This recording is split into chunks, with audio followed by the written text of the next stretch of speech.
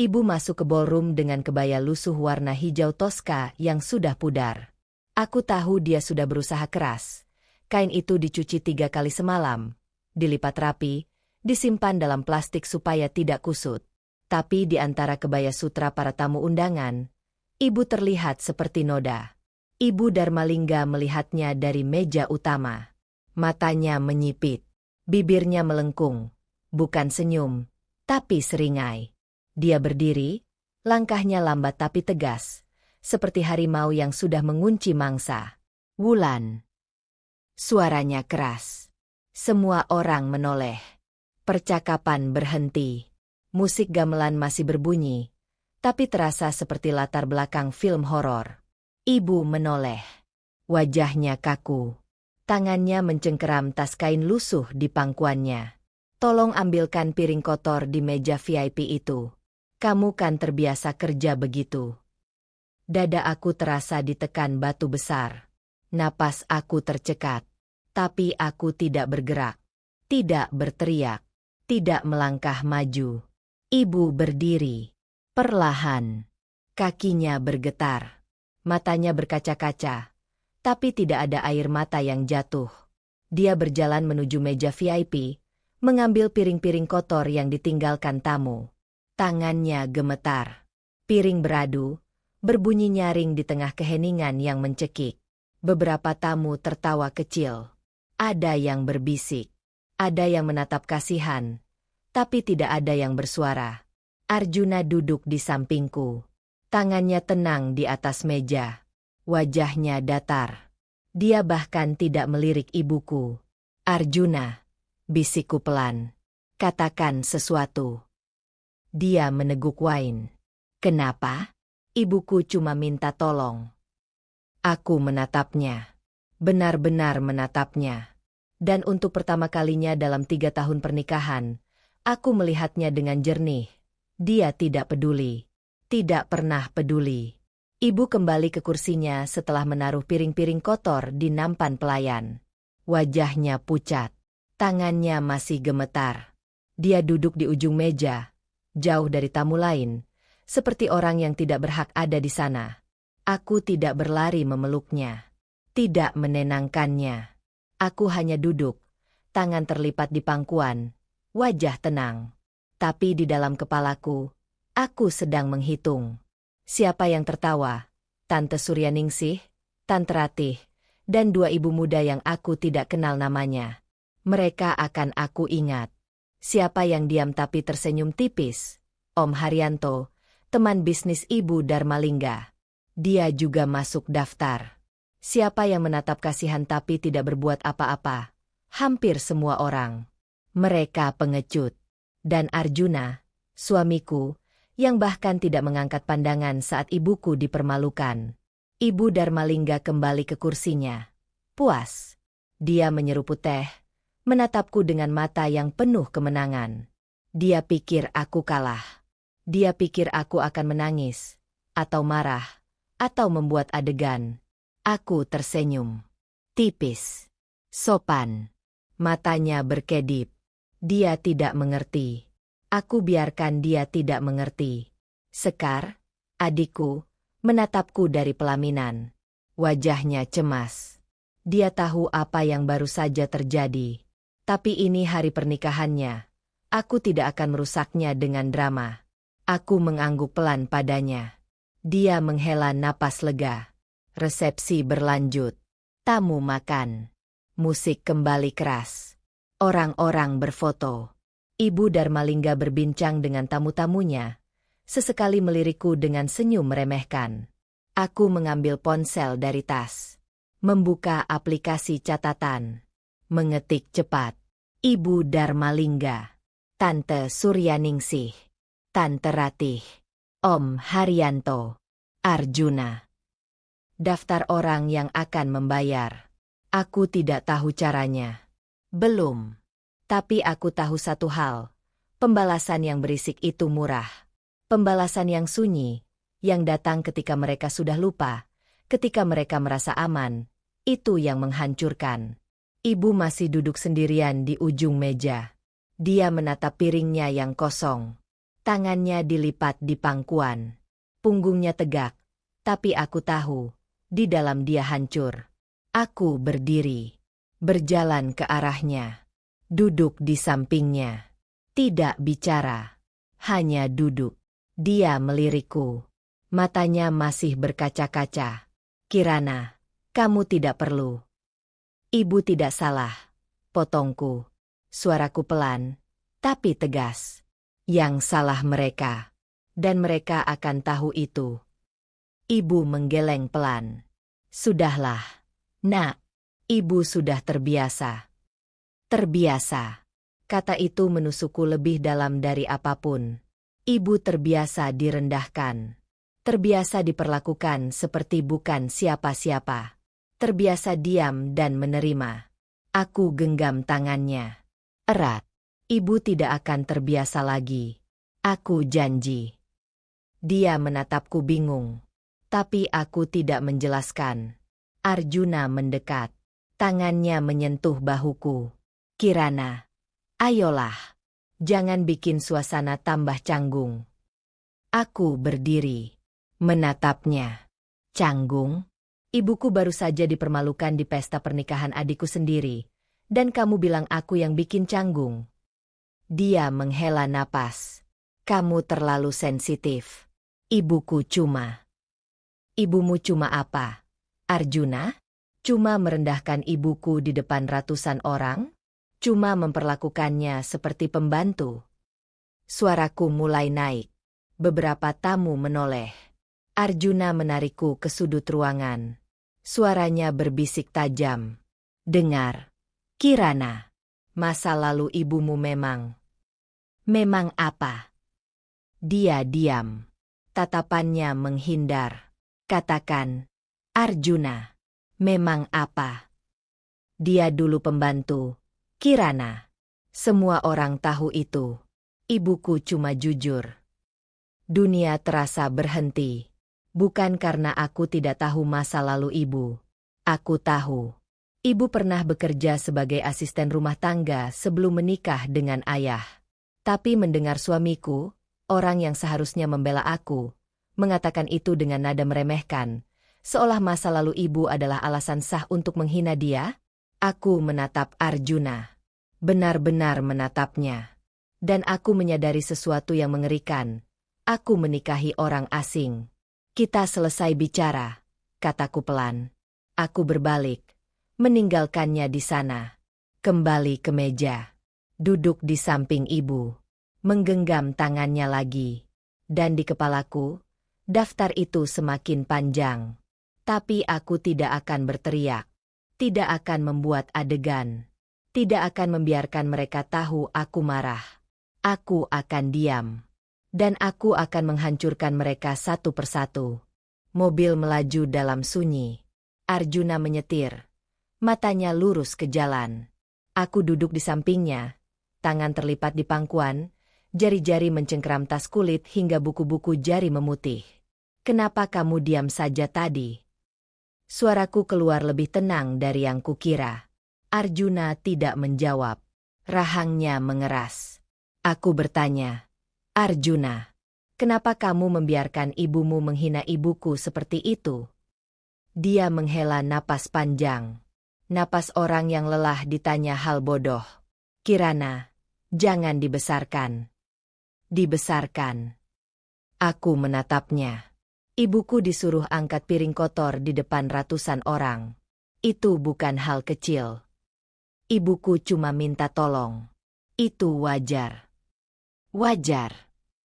Suaraku mulai naik. Dia tidak minta tolong pelayan. Dia minta tolong ibuku. Di depan semua tamu. Dengan nada seperti itu. Arjuna memutar setir tajam. Masuk ke parkiran minimarket. Dia berhenti, mematikan mesin, lalu menghadapku. Wajahnya datar. Dingin. Ibumu memang dulu pembantu. Kirana. Masa lalu tidak bisa dihapus. Ibuku cuma jujur. Kata-kata itu melayang di udara seperti asap beracun. Aku terdiam. Bukan karena aku tidak punya jawaban. Tapi karena tiba-tiba semuanya jelas. Dia tidak membela ibuku karena dia setuju dengan ibunya. Dia tidak peduli ibuku dihina karena dia pikir ibuku memang layak dihina. Dan yang lebih mengerikan, dia menikahiku bukan karena cinta. Dia menikahiku karena aku berguna. Pekerja keras. Penurut. Pintar menghasilkan uang. Aku istri yang nyaman. Bukan istri yang dihormati. Kamu serius bilang begitu? Arjuna mengalihkan pandangan. Aku cuma realistis. Kamu yang terlalu emosional. Aku membuka pintu mobil. Keluar. Berdiri di parkiran dengan cahaya lampu neon minimarket yang menyilaukan. Arjuna turun juga. Kirana, jangan lebay. Aku mau pulang sendiri. Jangan kekanak-kanakan. Aku bukan kekanak-kanakan. Aku cuma butuh udara. Aku berjalan ke pinggir jalan, melambaikan tangan ke taksi online yang lewat. Arjuna tidak menyusul. Dia kembali ke mobil, menutup pintu keras, lalu pergi. Aku naik taksi. Sopirnya bertanya mau kemana. Aku menyebutkan alamat rumah ibu, bukan rumah kami. Rumah kecil di pinggiran kota. Ket tembok sudah mengelupas. Pagar besi berkarat. Tapi di sana ada ibu. Dan malam ini aku butuh dia. Ibu membukakan pintu. Wajahnya terkejut melihatku datang sendirian. Kirana? Arjuna mana? Ibu, aku mau tanya sesuatu. Kami duduk di ruang tamu kecil. Ibu menyalakan lampu kuning redup. Dia menuangkan teh manis ke gelas plastik, meletakkannya di depanku. Ibu dulu bekerja di rumah keluarga Dharmalingga, kan? Tangan ibu berhenti di udara. Wajahnya berubah pucat. Siapa yang bilang? Arjuna. Dan aku butuh tahu kebenarannya. Ibu duduk pelan. Tangannya gemetar saat mengambil gelasnya sendiri. Iya. Dulu, sebelum menikah dengan ayahmu, aku bekerja di sana. Sebagai asisten rumah tangga. Ibu Dharmalingga majikan ibu. Ibu mengangguk. Matanya memerah. Dia yang paling kejam. Kirana. Dia sering marah-marah tanpa alasan. Suka mempermalukan kami di depan tamu. Pernah suatu kali aku memecahkan piring antik. Dia menyuruhku berdiri di halaman depan sambil memegang pecahan piring itu selama 2 jam. Tamu-tamunya tertawa. Dadaku sesak mendengarnya. Kenapa ibu tidak pernah cerita? Karena malu. Suara ibu pecah. Aku tidak mau kamu atau adikmu tahu masa laluku yang seperti itu. Aku pikir kalau aku diam, masa lalu itu akan terkubur. Aku menggenggam tangan ibu. Erat. Ibu tidak perlu malu. Yang salah bukan ibu. Yang salah orang-orang yang merendahkan ibu. Ibu menangis. Pelan. Tanpa suara. Aku tidak menangis. Aku tidak bisa. Ada sesuatu yang lebih besar dari kesedihan yang sedang tumbuh di dadaku. Kemarahan yang dingin. Terkontrol. Mematikan. Aku pulang ke apartemen tengah malam. Arjuna sudah tidur.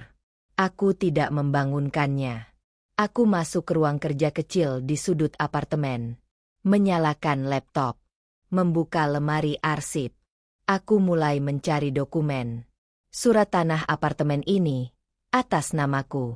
Sertifikat deposito bersama, mayoritas dari gajinya, tapi atas nama bersama. Surat kepemilikan mobil, atas namaku juga karena kredit diajukan pakai slip gajiku. Aku fotokopi semuanya. Scan ke cloud. Simpan di 3 tempat berbeda. Lalu aku membuka email lama. Mencari korespondensi bisnis Arjuna. Ada beberapa transaksi mencurigakan. Transfer besar ke rekening perusahaan yang namanya asing. Aku screenshot semuanya. Aku tidak tahu untuk apa ini semua. Belum. Tapi aku tahu satu hal. Kalau pernikahan ini berakhir, aku tidak akan pergi dengan tangan kosong. Jam menunjukkan pukul 3 pagi ketika aku selesai. Aku menutup laptop. Menyimpan semua fotokopi di tas kerja rahasiaku yang Arjuna tidak pernah sentuh. Aku keluar dari ruang kerja. berdiri di ambang pintu kamar, menatap Arjuna yang tidur nyenyak di ranjang. 3 tahun. 3 tahun aku mencoba jadi istri yang baik, memasak makanan kesukaannya, menghadiri acara keluarganya, tersenyum manis di depan teman-temannya, bekerja keras supaya kami bisa hidup nyaman. Dan ternyata dia tidak pernah melihatku sebagai pasangan. Hanya asisten. Hanya orang yang memudahkan hidupnya. Aku tidak masuk kamar. Aku tidur di sofa ruang tamu. Pagi harinya, Arjuna bangun dan bertingkah seolah tidak terjadi apa-apa. Dia sarapan, mandi, ganti baju, siap berangkat kerja. Aku ada meeting sampai malam. Jangan tunggu aku makan malam, katanya sambil mengambil kunci mobil. Oke. Dia melirikku. Kamu masih marah? Tidak. Dan itu bukan bohong. Aku memang tidak marah lagi. Aku sudah melewati fase marah. Sekarang aku di fase perencanaan. Arjuna pergi. Pintu apartemen tertutup. Aku mengeluarkan ponsel. Mengetik pesan ke nomor yang jarang kuhubungi. Mas Galih, pengacara teman kuliahku dulu. Mas, aku butuh konsultasi. Soal harta gonogini dan kemungkinan perceraian. Rahasia. Bisakah kita bertemu? Balasannya datang 5 menit kemudian. Bisa. Hari ini jam 2 siang. Aku kirim alamat kantorku. Aku menatap layar ponsel. Ini baru permulaan. Aku datang ke rumah ibu sore itu tanpa pemberitahuan. Pintu kayu tua berderit ketika kubuka. Ibu sedang melipat cucian di ruang tengah. Punggungnya membungkuk. Rambutnya diikat asal. Dia menoleh. Terkejut. Kirana? Kenapa tidak bilang mau datang? Aku duduk di kursi plastik yang sudah retak. Ibu, aku perlu tahu semuanya. Soal ibu dan keluarga Dharmalingga. Tangan ibu berhenti melipat. Handuk jatuh ke lantai. Sudah kubilang semalam. Tidak cukup. Aku butuh detail. Sejak kapan ibu bekerja di sana? Apa yang mereka lakukan? Kenapa ibu tidak pernah bilang sebelumnya? Ibu duduk pelan di lantai. Tangannya meremas ujung kain sarung. Aku kerja di sana tahun 1998 sampai 2001. 3 tahun. Suaranya bergetar. Ibu Dharmalingga baru menikah saat itu. Dia muda, cantik, kaya, tapi kejam. Kalau ada yang salah sedikit saja, piring tidak cukup mengkilap, nasi agak gosong, dia teriak di depan siapa saja. Pernah dia menyuruhku mencuci toilet dengan tangan kosong karena aku lupa beli sabun merek yang dia mau. Aku mencengkeram sandaran kursi. Plastiknya retak sedikit di bawah tekanan. Kenapa ibu bertahan? Karena gajinya besar. Ayahmu waktu itu baru mulai usaha. Belum stabil. Kami butuh uang. Ibu mengusap matanya. Tidak ada air mata. Tapi wajahnya hancur. Satu hari, ada pesta besar. Aku disuruh melayani tamu. Aku membawa nampan penuh gelas kristal. Lantai licin. Aku terpeleset. Semua gelas jatuh. Pecah. Ibu Dharmalingga menamparku di depan semua tamu. Dadaku seperti ditikam. Dia bilang apa? Dasar bodoh. Orang sepertimu tidak pantas sentuh barang mahal. Lalu dia menyuruhku pulang. Tanpa gaji bulan itu. Ibu menarik napas panjang. Ayahmu tahu. Dia datang ke rumah Dharmalingga keesokan harinya. Minta gajiku dibayar. Pak Dharmalingga, suami ibu Dharmalingga, yang keluar. Dia bayar gajiku. Bahkan lebih. Lalu bilang, maafkan istri saya. Dia sedang tidak baik-baik saja. Ayahmu terima uangnya, tapi bilang aku tidak akan kembali. Aku berdiri, berjalan ke jendela, menatap jalanan sempit di luar. Ibu tidak pernah cerita karena malu. Iya, aku malu pernah ditampar, malu pernah direndahkan, Malu kamu dan Sekar tahu ibumu pernah jadi pembantu yang dibuang. Aku berbalik. Ibu bukan yang dibuang. Ibu yang pergi dengan kepala tegak. Ada bedanya. Ibu tersenyum tipis. Senyum yang patah. Aku pulang dengan kepala penuh pertanyaan. Tapi satu nama mengganjal. Pak Darmalingga. Almarhum suami Ibu Darmalingga. Kenapa dia yang bayar gaji ibu? Kenapa dia minta maaf? Keesokan harinya, aku menelepon Tante Kusuma, teman lama ibu yang dulu juga bekerja sebagai asisten rumah tangga di lingkungan yang sama. Tante, apa Tante kenal keluarga Darmalingga? Suara Tante Kusuma berubah hati-hati. Kenal. Kenapa? Ibu dulu kerja di sana. Aku mau tahu lebih banyak. Siapa yang bisa kuajak bicara? Tante Kusuma diam sebentar. Ada Mbak Lastri. Dia asisten rumah tangga senior di rumah itu. Sekarang sudah pensiun. Tinggal di Cipayung. Dia tahu banyak. Tapi orangnya tertutup. Bisa Tante kasih nomornya? Kirana. Untuk apa? Masa lalu ibumu sudah. Tante, tolong. Ini penting. Tante Kusuma mengirim nomor Mbak Lastri 10 menit kemudian. Aku menelepon. Nada sambung berbunyi 6 kali sebelum diangkat. Halo. Suara perempuan tua. Pau. Mbak Lastri? Nama saya Kirana. Anak Wulandari. Dulu ibu saya kerja di rumah keluarga Darmalingga. Wulan? Aku ingat dia. Ada apa? Saya butuh bicara dengan Mbak. Soal keluarga Darmalingga. Bisa kita bertemu? Hening. Kenapa kamu mau tahu? Karena mereka baru menghina ibu saya lagi. Di depan ratusan orang. Dan saya tidak akan diam kali ini. Mbak Lastri menarik napas. Datang besok. Jam 10 pagi. Bawa bukti kamu memang anak Wulan. Foto kalian atau apa? Dia tutup telepon.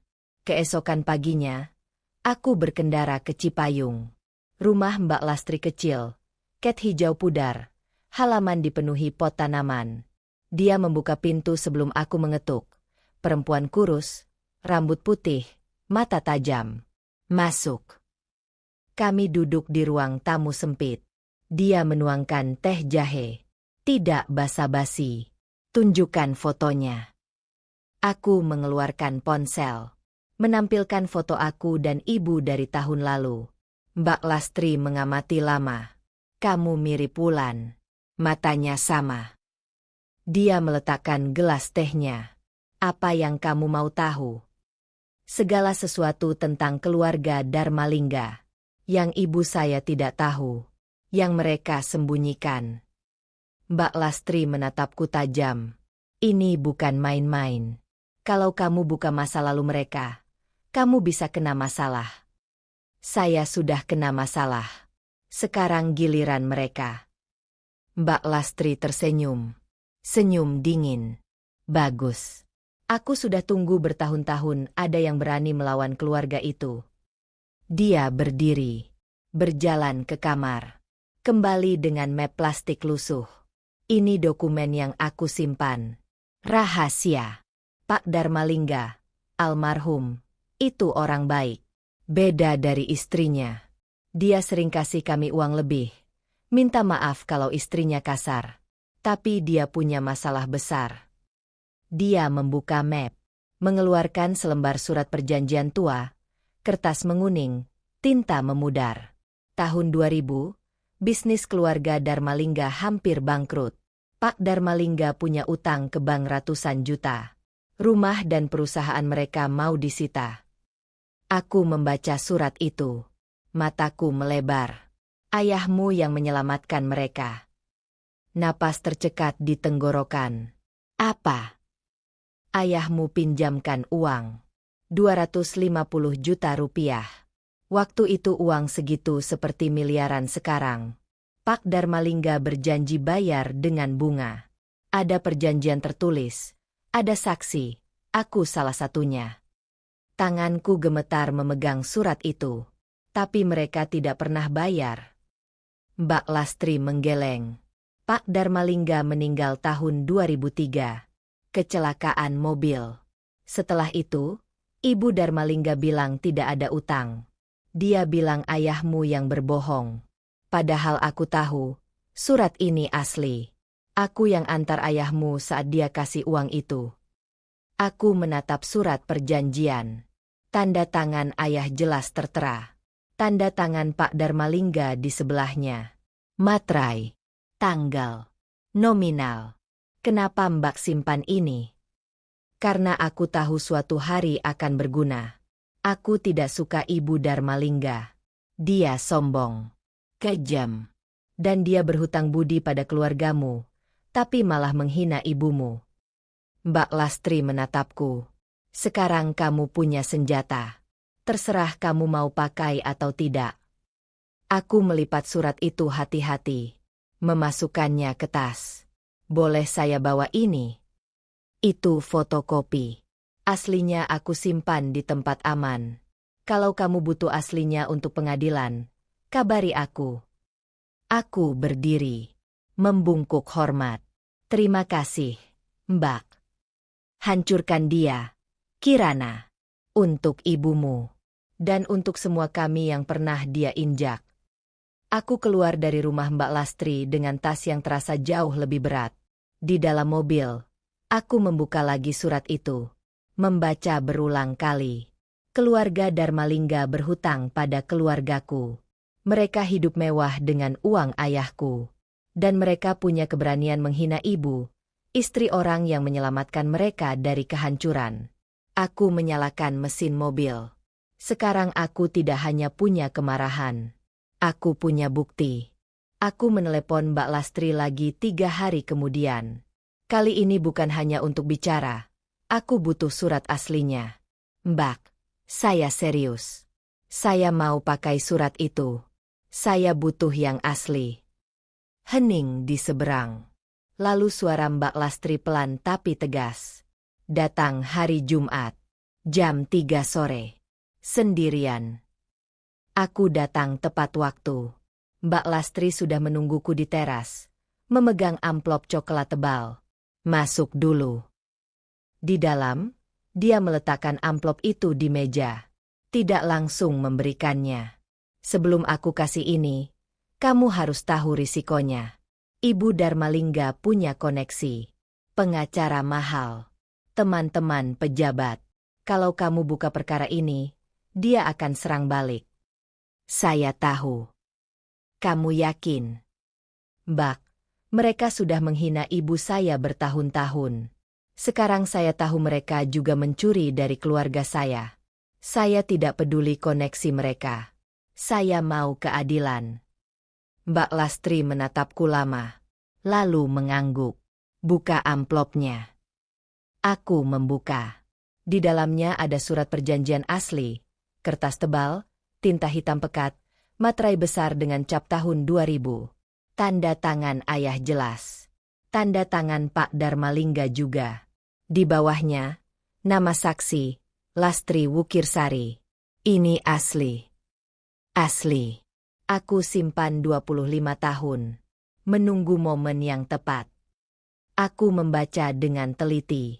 Nominal tertulis, 250 juta rupiah dengan bunga 8% per tahun, harus dilunasi dalam 5 tahun. Tanggal jatuh tempo, 15 Maret 2005. Ayah meninggal tahun 2004. Setahun sebelum jatuh tempo. Kenapa ayah tidak pernah tagih? Dia tagih. Berkali-kali. Tapi Pak Darmalingga selalu bilang, tunggu sebentar lagi. Lalu Pak Darmalingga meninggal tahun 2003. Ayahmu coba tagih ke Ibu Darmalingga. Tapi dia bilang tidak tahu ada utang. Bilang suaminya tidak pernah cerita. Napas tercekat di dadaku. Ayah tidak bawa ke pengadilan. Dia mau. Tapi dia sakit. Kanker. Kondisinya drop cepat. Dia meninggal sebelum sempat bikin gugatan. Aku menutup mata. Mencengkeram surat itu erat. Ayah berjuang sendirian. Uangnya dipakai orang, tidak dikembalikan, lalu dia meninggal dengan beban itu. Ibu tahu soal ini? Tidak. Ayahmu tidak mau ibumu stres. Dia bilang dia yang akan urus. Tapi dia tidak sempat. Mbak Lastri berdiri, mengambil amplop lain dari laci. Ini dokumen tambahan. Bukti transfer ayahmu ke rekening Pak Darmalingga. Slip bank. Tahun 2000. Aku fotokopi dari arsip bank dulu. Aku punya koneksi di sana. Dia memberikan amplop kedua. Aku membukanya. Ada 3 lembar slip transfer. Total 250 juta rupiah dalam 3 kali transfer. Nama penerima jelas. Darmalingga Kusuma. Ini lebih dari cukup untuk gugatan hukum. Iya. Tapi aku sarankan kamu ke notaris dulu. Minta mereka verifikasi keaslian dokumen ini. Biar kuat di pengadilan nanti. Aku memasukkan semua dokumen ke tasku. Kenapa Mbak tidak pernah kasih tahu ibu saya? Mbak Lastri duduk lagi. Wajahnya lelah. Karena ibumu sudah cukup menderita. Aku tidak mau tambah bebannya dengan cerita soal uang yang hilang.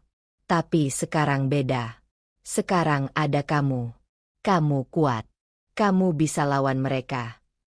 Aku berdiri. Membungkuk dalam. Terima kasih, Mbak. Ini mengubah segalanya. Satu lagi.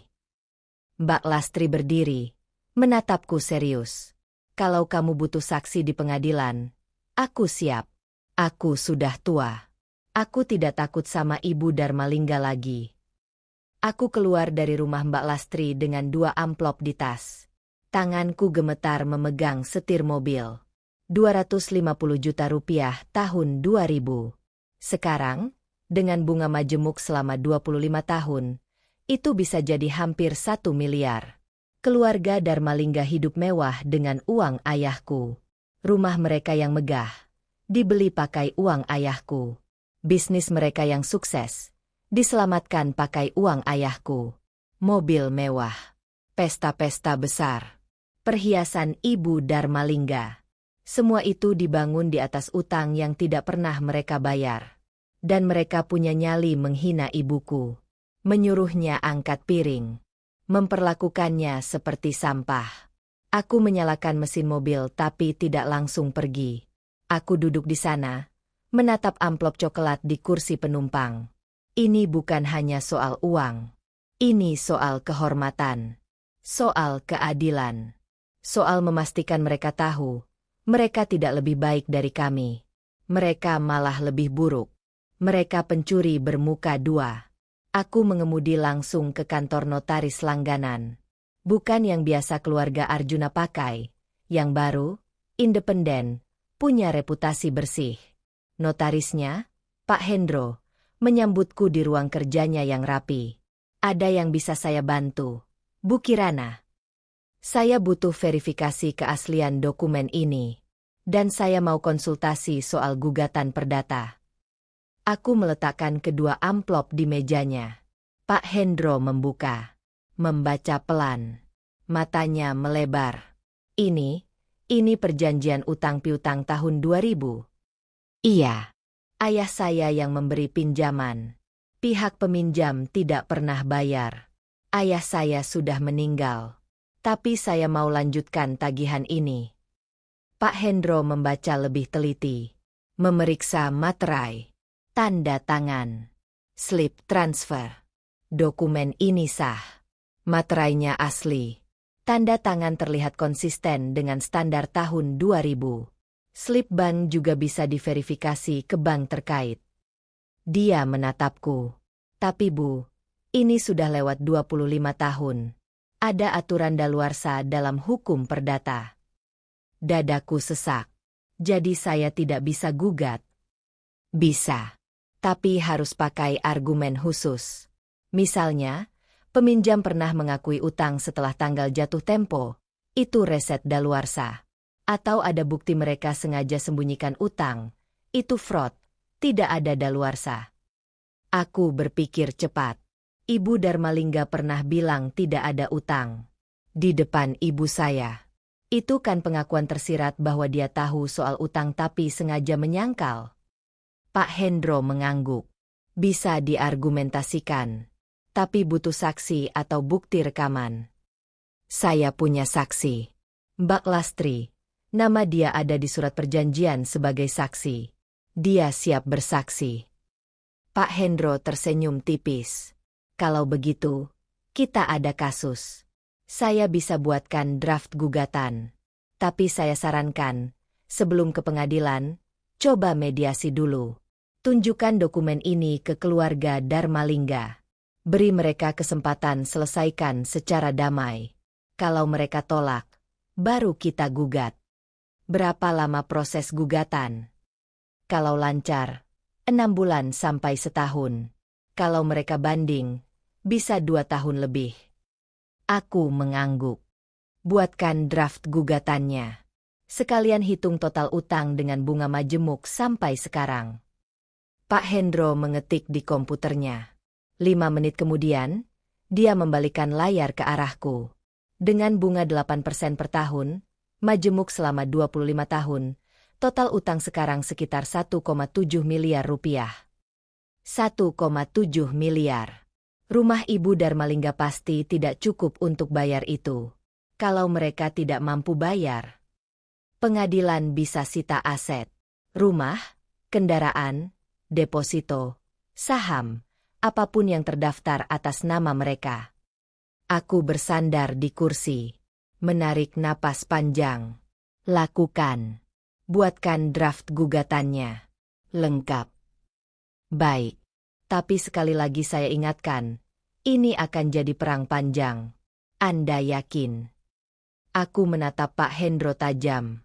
Mereka sudah menghina keluarga saya cukup lama. Sekarang giliran saya tunjukkan siapa yang sebenarnya pantas malu. Pak Hendro mengangguk. Saya akan selesaikan draft dalam 3 hari.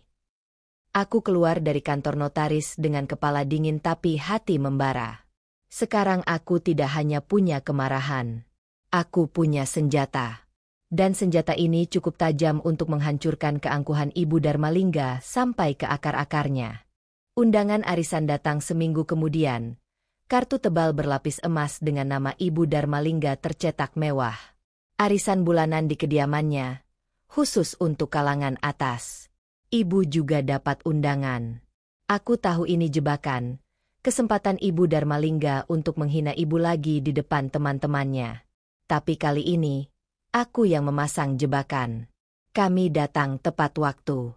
Ibu mengenakan kebaya batik terbaiknya. Masih sederhana dibanding tamu lain yang bergelimang sutra dan berlian.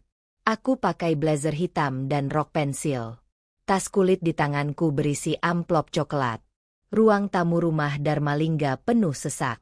25 wanita duduk di kursi sofa mewah, memegang cangkir porselen. Aroma kopi luwak memenuhi ruangan. Percakapan ringan tentang liburan ke Eropa dan renovasi rumah kedua. Ibu Darmalingga menyambut kami di pintu. Senyumnya palsu. Oh, Kirana. Wulan. Silakan masuk. Duduk di sana saja. Dia menunjuk kursi plastik lipat di sudut ruangan, jauh dari kursi-kursi sofa empuk. Kami duduk. Tidak protes. Belum. Arisan dimulai. Ibu Darmalingga membuka acara dengan pidato tentang pentingnya solidaritas antar perempuan sukses. Aku hampir tertawa mendengarnya. 30 menit berlalu. Undian arisan digelar. Ibu Darmalingga yang menang. Seperti biasa. Tamu-tamu bertepuk tangan. Lalu dia berdiri. Mata mencari ibu. Oh, Wulan. Kamu kok duduk di situ? Kursi itu untuk pelayan nanti. Kamu kan cuma, yah, kamu tahu sendiri. Ruangan sunyi sedetik. Lalu tawa kecil mulai terdengar. Tante Suryaningsih tertawa paling keras. Beberapa ibu muda menutup mulut, tapi mata mereka penuh hiburan. Ibu berdiri, wajahnya merah. Dia tidak tahu harus duduk di mana. Aku berdiri juga. Perlahan. Semua mata beralih padaku. Ibu Darmalingga. Suaraku tenang. Terlalu tenang. Boleh saya bicara sebentar? Ada yang ingin saya tunjukkan. Ibu Darmalingga mengernyit. Tunjukkan apa? Ini acara arisan, Kirana. Bukan rapat kerja. Ini penting. Semua yang hadir di sini perlu tahu. Dia tertawa kecil. Meremehkan. Baiklah. Silakan. Aku berjalan ke tengah ruangan. Membuka tas. Mengeluarkan amplop coklat. Ibu menatapku dengan mata penuh ketakutan. Dia tidak tahu apa yang akan kulakukan. Aku membuka amplop. Mengeluarkan surat perjanjian. Kertas tua itu terlihat mencolok di tanganku. Ini surat perjanjian utang piutang. Ditandatangani tahun 2000. Antara almarhum Pak Darmalingga dan almarhum ayah saya. Ruangan benar-benar sunyi sekarang. Ibu Darmalingga berdiri. Wajahnya berubah pucat. Apa-apaan ini? Surat perjanjian yang menyatakan bahwa almarhum suami ibu meminjam uang dari ayah saya sebesar 250 juta rupiah untuk menyelamatkan bisnis keluarga ibu dari kebangkrutan.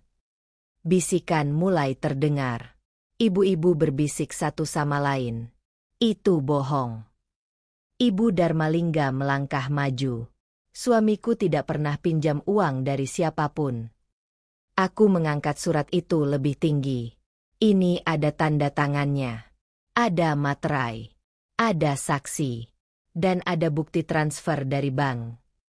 Aku mengeluarkan fotokopi slip transfer. Menaruhnya di meja kopi di tengah ruangan. 3 kali transfer. Total 250 juta rupiah. Tanggal 15 Maret 2000, 22 Maret 2000, dan 5 April 2000. Nama penerima, Darmalingga Kusuma. Tante Suryaningsih berhenti tertawa. Dia mengambil fotokopi itu. Membacanya. Wajahnya berubah. Ibu Darmalingga merebut kertas dari tangannya. Membaca dengan tangan gemetar. Ini pasti palsu. Siapa yang kasih kamu ini? Mbak Lastri. Dulu asisten rumah tangga di rumah ibu. Dia saksi langsung ketika ayah saya memberikan uang itu. Ibu Darmalingga melempar kertas itu ke lantai. Lastri? Pembantu tua itu? Dia bohong. Dia bersedia bersaksi di pengadilan. Kata pengadilan membuat seluruh ruangan membeku. Aku melanjutkan, suaraku tetap tenang. Jatuh tempo pelunasan adalah 15 Maret 2005. Dengan bunga 8% per tahun. Tapi tidak pernah dibayar. Bahkan setelah ayah saya meninggal tahun 2004, keluarga ibu tidak pernah mengembalikan uang itu. Aku menatap semua tamu satu persatu. Dengan bunga majemuk selama 25 tahun, total utang sekarang adalah 1,7 miliar rupiah. Tante Ratih menjatuhkan cangkirnya. Porselen pecah di lantai. Ibu Darmalingga melangkah mundur. Kamu tidak bisa. Saya sudah konsultasi dengan notaris dan pengacara. Dokumen ini sah. Gugatan perdata sudah disiapkan. Saya hanya menunggu keputusan ibu, mau selesaikan ini secara damai atau di pengadilan. Suara ibu Darmalingga bergetar. Ini fitnah. Kamu memfitnah keluargaku. Aku menggeleng pelan. Ini bukan fitnah. Ini fakta. Keluarga ibu hidup dengan uang ayah saya. Rumah ini, aku menunjuk sekeliling, dibeli pakai uang ayah saya. Bisnis ibu, diselamatkan pakai uang ayah saya. Aku berjalan mendekatinya. Suaraku turun, tapi tetap terdengar jelas. Dan ibu punya nyali menghina ibu saya? Memperlakukannya seperti pembantu? Padahal ibu yang seharusnya bersyukur. Tanpa keluarga kami, ibu tidak akan punya apa-apa sekarang. Ibu Darmalingga menampar. Keras. Pipi kananku panas menyengat. Semua tamu bangkit. Teriakan kecil terdengar. Aku tidak bergerak. Tidak balas. Hanya menatapnya. Itu bukti tambahan. Kekerasan di depan saksi. Terima kasih, Ibu. Om Haryanto, teman bisnis keluarga Darmalingga, berdiri. Tunggu dulu. Apa ini benar? Dia mengambil surat perjanjian dari lantai. Membacanya teliti. Ini materai asli tahun 2000. Tanda tangan ini, saya kenal tanda tangan Pak Darmalingga. Ini mirip. Ibu Darmalingga merebut surat itu lagi. Haryanto, jangan percaya. Saya kenal Pak Darmalingga baik. Dia pernah cerita pada saya tahun 2001 bahwa ada teman yang menyelamatkan bisnisnya. Dia tidak sebutkan nama, tapi dia bilang dia masih punya utang besar. Saya kira dia sudah lunasi. Ibu Darmalingga menatap Om Haryanto dengan mata penuh pengkhianatan. Tamu-tamu mulai berbisik lebih keras. Beberapa mengambil ponsel, mungkin merekam, mungkin menelepon teman untuk cerita. Tante Suryaningsih berdiri. Kalau ini benar, Darmalingga, kamu selama ini. Dia tidak melanjutkan, tapi tatapannya sudah berubah. Dari teman jadi orang asing yang curiga. Aku mengambil surat perjanjian dari tangan Ibu Darmalingga. Melipat rapi. Memasukkan kembali ke amplop. Saya beri Ibu 1 minggu. Hubungi pengacara Ibu, verifikasi dokumen ini, lalu hubungi saya untuk negosiasi pembayaran. Kalau Ibu tidak merespons, saya ajukan gugatan ke pengadilan. Dan semua ini akan jadi konsumsi publik. Aku berbalik ke Ibu. Dia berdiri di sudut ruangan, air mata mengalir di pipinya, tapi kali ini bukan air mata malu. Air mata lega. Ayo, Bu, kita pulang. Kami berjalan keluar. Tidak ada yang menghentikan kami. Di belakang, aku mendengar Ibu Darmalingga berteriak sesuatu. Tapi aku tidak peduli lagi. Aku sudah mengatakan apa yang perlu dikatakan. Sekarang keputusan ada di tangannya. Bayar atau kehilangan segalanya. Aku belum sampai pintu keluar ketika suara keras terdengar dari arah teras. Tunggu. Semua orang menoleh. Mbak Lastri berdiri di ambang pintu, mengenakan kebaya sederhana warna krem. Rambutnya diikat rapi. Wajahnya tenang tapi tegas. Ibu Darmalingga membeku. Lastri. Iya, saya. Anda kaget. Mbak Lastri melangkah masuk. Kakinya tidak gemetar. Punggungnya tegak. Tidak seperti dulu ketika dia masih jadi asisten rumah tangga di rumah ini. Aku sengaja tidak memberitahu siapapun bahwa aku sudah mengundang Mbak Lastri. Ini kartu terakhirku. Saya dengar Ibu bilang dokumen yang ditunjukkan Kirana itu palsu. Mbak Lastri berdiri di tengah ruangan. Saya di sini untuk membuktikan sebaliknya. Tante Suryaningsih berbisik keras pada teman di sebelahnya. Siapa dia? Om Haryanto menjawab, asisten rumah tangga lama keluarga Darmalingga. Bekerja di sini hampir 20 tahun. Ibu Darmalingga melangkah maju.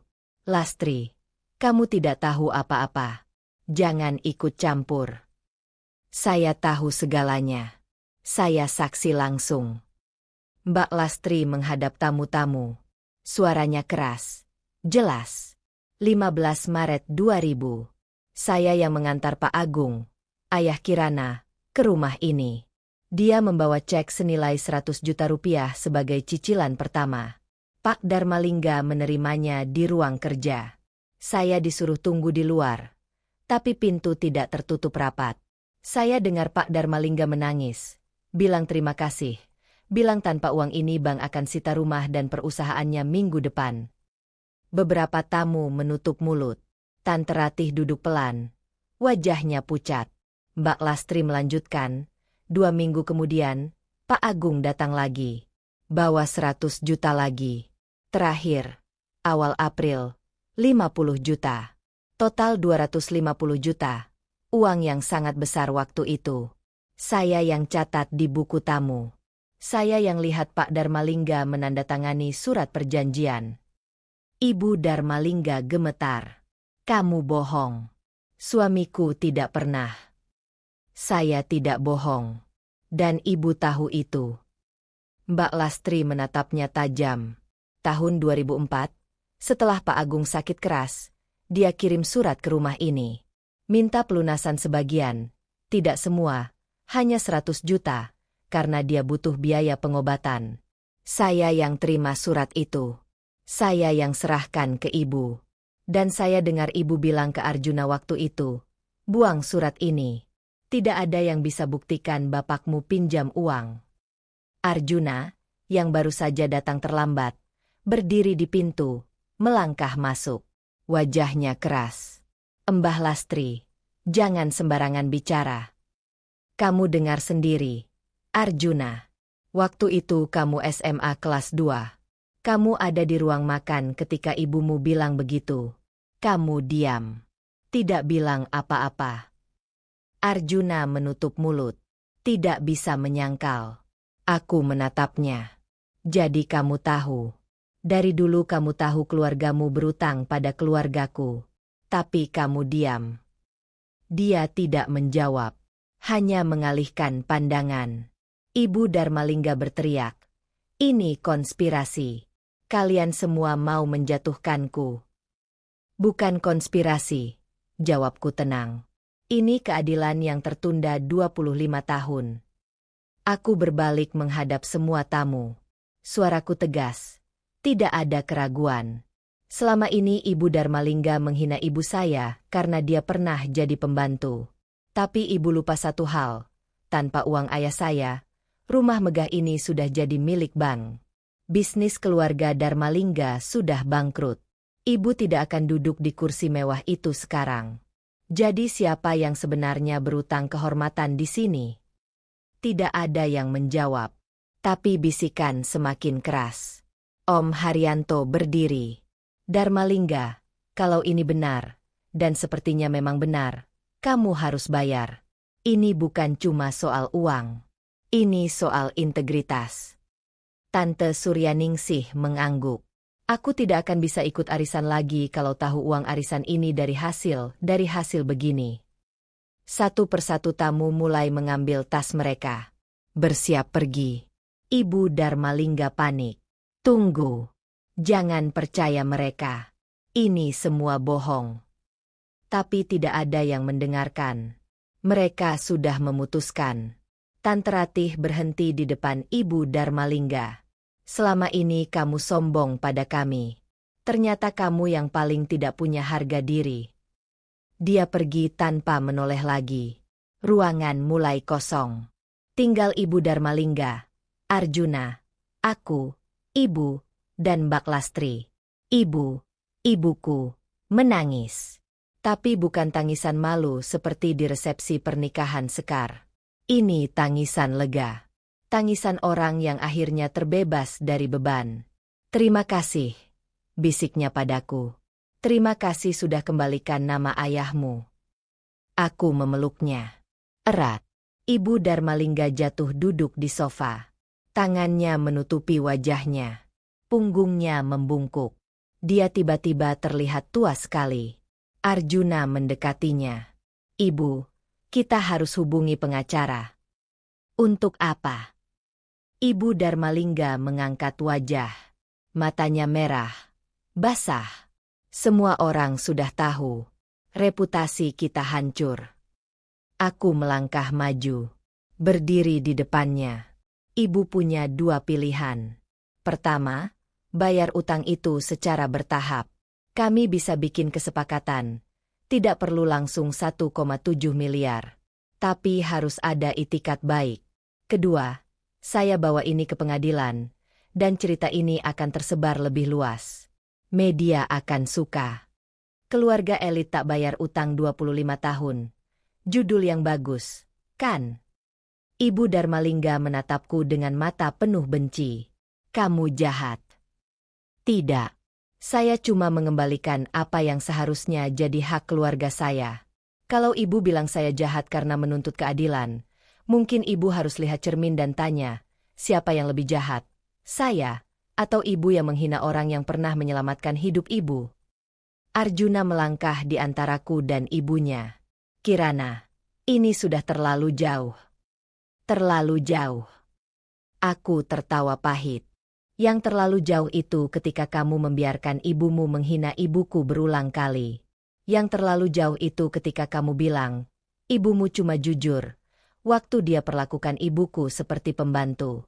Dan yang paling terlalu jauh, kamu tahu keluargamu berutang, tapi kamu tetap bersikap seolah kami yang lebih rendah. Arjuna terdiam. Tidak ada pembelaan lagi. Aku mengeluarkan kartu nama Pak Hendro, notaris yang menangani kasusnya, dari tas. Meletakkannya di meja kopi. Ini kontak notaris saya. Hubungi dalam 3 hari. Kalau tidak, gugatan akan masuk ke pengadilan hari Senin depan. Dan saya akan pastikan semua media tahu. Aku berbalik, menggenggam tangan ibu, mengantar dia keluar. Mbak Lastri mengikuti kami. Di teras, dia tersenyum tipis. Rasanya lega, ya? Akhirnya bisa bicara setelah bertahun-tahun diam. Terima kasih, Mbak. Tanpa Mbak, aku tidak bisa lakukan ini. Sama-sama. Nak, keluarga Darmalingga sudah terlalu lama merasa tidak tersentuh. Saatnya mereka belajar kerendahan hati. Kami masuk mobil. Ibu duduk di belakang, masih menangis pelan. Tapi kali ini aku tahu, itu air mata bahagia. Aku menyalakan mesin, menatap rumah megah Darmalingga lewat kaca spion. Di dalam sana, reputasi yang dibangun puluhan tahun baru saja runtuh dalam satu sore. Dan aku yang meruntuhkannya, tanpa teriak, tanpa drama berlebihan. Hanya dengan kebenaran. Dan kebenaran itu lebih menghancurkan dari apapun. 3 bulan kemudian, surat cerai resmi tiba. Aku menandatanganinya di kantor notaris, tanpa Arjuna hadir. Dia kirim kuasanya saja, pengecut sampai akhir. Apartemen, mobil, deposito, semua atas namaku. Aku tidak minta apa-apa dari dia. Aku hanya ambil yang memang sudah jadi hakku. Pengacara Ibu Darmalingga menelepon 2 minggu setelah arisan itu. Mereka mau negosiasi. Akhirnya kami sepakat. 800 juta rupiah, setengah dari total utang, dibayar tunai dalam sebulan. Sisanya dicicil 5 tahun. Ibu Darmalingga jual satu propertinya di Kemang. Rumah mewah yang sering dia banggakan di arisan. Dijual cepat, harga di bawah pasaran.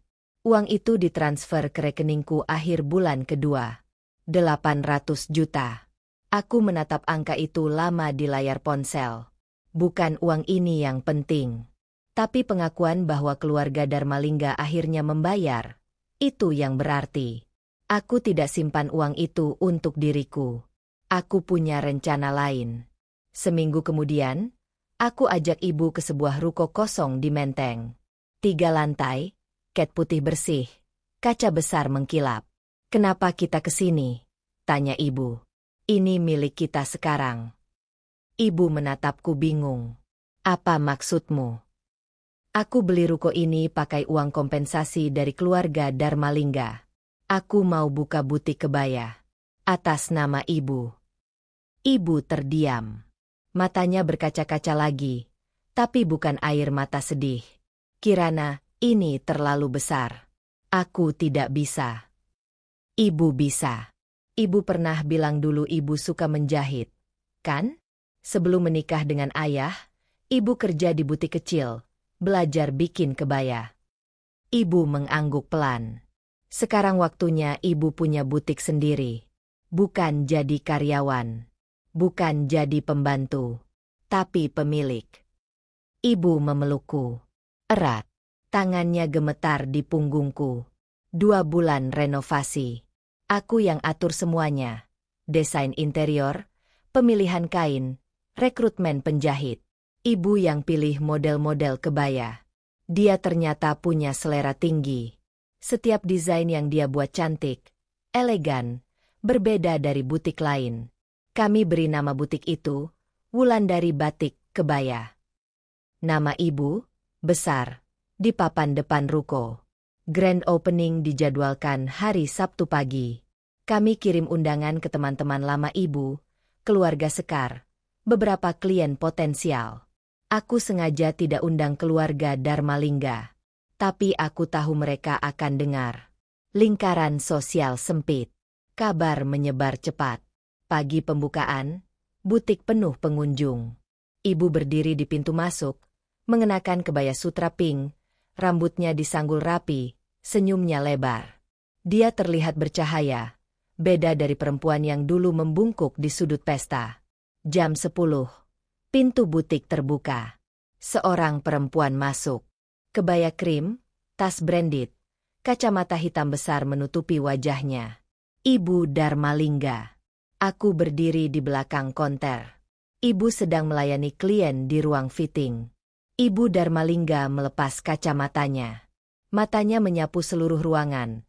Etalase kebaya mewah, dekorasi modern, foto-foto ibu dengan desain terbaiknya terpampang di dinding. Dia berdiri canggung di dekat pintu. Tidak ada yang menyambutnya dengan istimewa.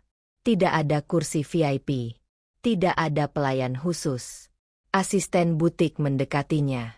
Selamat datang di Wulandari Batik. Ada yang bisa saya bantu? Ibu Darmalingga ragu. Saya mau lihat-lihat kebaya untuk acara pernikahan. Baik, silakan. Katalog ada di sana. Kalau ada yang cocok, bisa langsung fitting. Asisten itu pergi melayani klien lain. Ibu Darmalingga berdiri sendirian. Di butik ini, dia bukan istri pengusaha kaya. Bukan tuan rumah arisan. Hanya pelanggan biasa. Aku keluar dari balik konter. Berjalan mendekatinya. Ibu Darmalingga. Selamat datang. Dia menoleh. Wajahnya kaku. Kirana. Silakan lihat-lihat. Kalau ada yang cocok, ibu saya bisa bantu fitting. Dia tidak menjawab. Hanya berjalan pelan di sepanjang etalase, menyentuh kain-kain dengan ujung jarinya. Matanya tidak fokus. Dia tidak benar-benar melihat kebaya. Dia melihat situasi. Ibu keluar dari ruang fitting. Dia membawa notes pesanan klien. Berhenti ketika melihat Ibu Darmalingga. Mereka bertatapan. Tidak ada kata. Lalu ibu tersenyum. Senyum sopan. Profesional. Selamat datang. Ada yang bisa saya bantu? Ibu Darmalingga membuka mulut. Menutup lagi. Suaranya keluar pelan. Hampir berbisik. Wulan. Silakan panggil saya Bu Wulan. Ini tempat usaha. Ibu Darmalingga mengangguk kecil. Tangannya mencengkeram tas. Saya cari kebaya untuk acara keluarga. Yang tidak terlalu mencolok. Ibu berjalan kerak. Mengambil kebaya warna hijau toska. Warna yang sama dengan kebaya lusuh yang dulu dia pakai ke resepsi Sekar. Ini mungkin cocok. Warnanya lembut. Bisa dipadu dengan kain batik coklat atau krem. Ibu Darmalingga menyentuh kain itu. Jarinya bergetar. Ini cantik. Terima kasih. Saya yang desain sendiri. Hening sebentar. Mau dicoba? Ruang fitting di sebelah sana. Ibu Darmalingga menggeleng pelan. Tidak usah. Saya ambil ini. Langsung. Ibu membawa kebaya itu ke konter. Aku yang mencatat pesanan. Ibu Darmalingga mengeluarkan kartu kredit. Tapi tangannya gemetar. Total 3.200.000. Sudah termasuk kain dan jahit custom sesuai ukuran. Ibu Darmalingga menggesek kartu. Mesin kasir berbunyi. Struk keluar. Ibu membungkus pesanan dalam kotak cantik berlabel Wulandari Batik, Kebaya. Memberikannya ke Ibu Darmalingga. Terima kasih sudah percaya dengan butik kami. Kebayanya akan siap 2 minggu lagi. Kami akan kabari lewat WhatsApp. Ibu Darmalingga menerima kotak itu dengan kedua tangan. Dia menatap ibu, benar-benar menatap. Wulan, aku. Ibu menunggu. Wajahnya tenang. Ibu Darmalingga menarik napas. Aku minta maaf. Kata-kata itu keluar pelan, patah, hampir tidak terdengar. Ibu tidak langsung menjawab. Dia hanya mengangguk kecil. Terima kasih. Tapi maaf itu untuk diri ibu sendiri, bukan untuk saya. Saya sudah memaafkan ibu sejak lama, karena saya tidak mau bawa dendam seumur hidup. Ibu Darmalingga menunduk. Tidak ada kata lagi. Dia berbalik, berjalan ke pintu. Punggungnya membungkuk, bukan karena tua, tapi karena beban yang dia pikul. Pintu butik tertutup. Dia pergi tanpa menoleh. Ibu berdiri di konter, menatap pintu itu lama. Lalu dia tersenyum, senyum lelah tapi damai. Kirana, kamu tahu? Aku tidak merasa menang, tapi aku merasa bebas. Aku memeluk ibu dari belakang. Itu yang penting, Bu. Bukan kemenangan, tapi kebebasan. Sore harinya, setelah butik tutup, kami duduk di lantai 2. Lelah tapi puas. Pesanan hari pertama melampaui target. Ibu menatap keluar jendela, ke jalan menteng yang ramai. Dulu aku selalu merasa kecil. Selalu merasa harus minta maaf karena masa laluku. Tapi sekarang aku merasa berharga. Ibu memang berharga. Sejak dulu. Cuma dulu ada orang yang suka bikin ibu lupa itu. Ibu menggenggam tanganku. Terima kasih sudah kembalikan rasa berharga itu. Aku tidak balas. Hanya menggenggam tangannya lebih erat. Malam itu, aku pulang ke apartemen. Bukan lagi apartemen yang dulu kupunya dengan Arjuna. Apartemen baru. Lebih kecil, tapi lebih tenang. Aku membuka album foto di ponsel. Ada satu foto yang kusimpan. Foto ayah dan ibu di hari pernikahan mereka. Ayah tersenyum lebar. Ibu malu-malu. Pak, semoga Bapak bangga. Aku sudah kembalikan kehormatan keluarga kita. Tidak dengan teriak. Tidak dengan kekerasan. Tapi dengan cara yang benar. Aku menutup ponsel. Berbaring di kasur. 3 bulan lalu, aku istri yang diremehkan. Anak dari ibu yang dihina. Perempuan yang dia menelan penghinaan. Sekarang, aku pengusaha. Aku perempuan bebas. Dan ibu bukan lagi Wulandari yang membungkuk di sudut pesta. Dia Wulandari, pemilik butik yang namanya mulai dikenal. Kami tidak butuh teriakan untuk menang. Kami cuma butuh berdiri, dengan kepala tegak, punggung lurus, dan hati tenang. Karena kemenangan sejati bukan tentang membuat musuh jatuh, tapi tentang membuat diri sendiri bangkit, tanpa izin siapapun.